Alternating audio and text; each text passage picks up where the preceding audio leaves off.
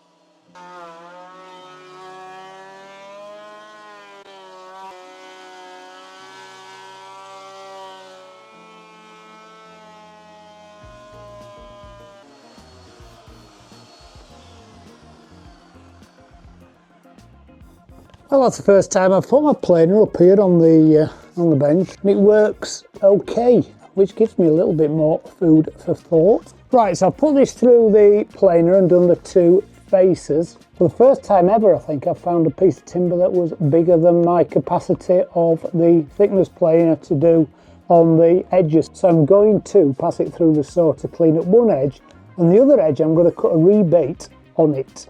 Now, to cut the rebate, I'm just going to take the riving knife off the saw so I can cut it there. Now, I don't really advise doing that, but in this circumstance I've got no choice but to do it. In the last few hours I've just seen a video from Woodwork Journey, and he's actually made a sharp thin riving knife with an old saw blade. Bravo, monsieur. So if you want to make one of them, pop over to his channel and have a look. I'll put a link in the video description.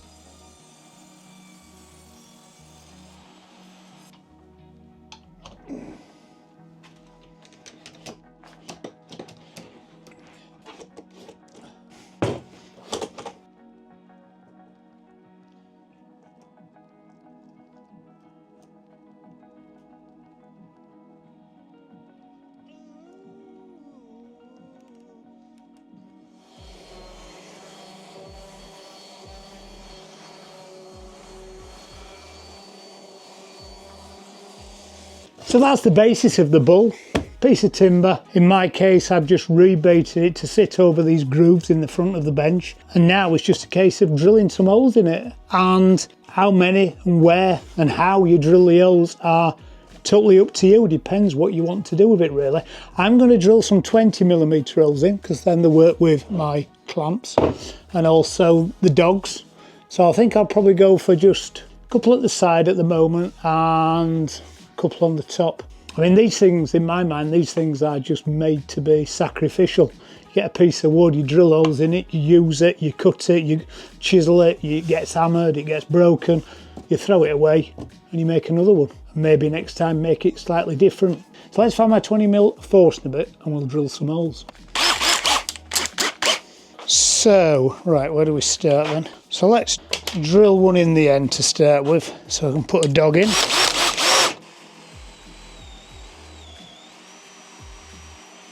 That gives me a dog there. Put one there.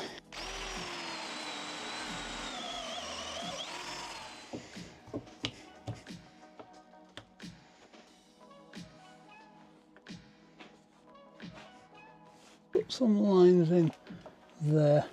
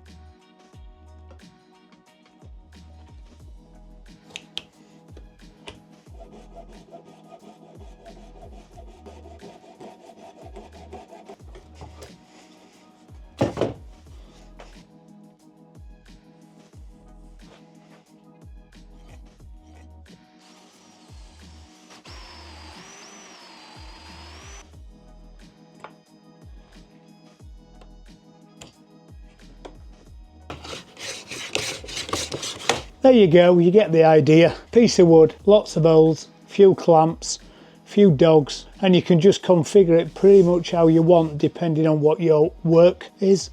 I'm going to set this up to cut my door casing. I need to cut a little transition on the bottom between the tiling and the wood laminate floor, so I can just clamp my piece to this. Make my cuts easier than trying to balance it somewhere. So a quick video, I just thought I'd make this on the back of the last video so you can maybe go away and make your own bench bull. Drop me a line if you've made one or you're thinking of making one and what you'd do with it.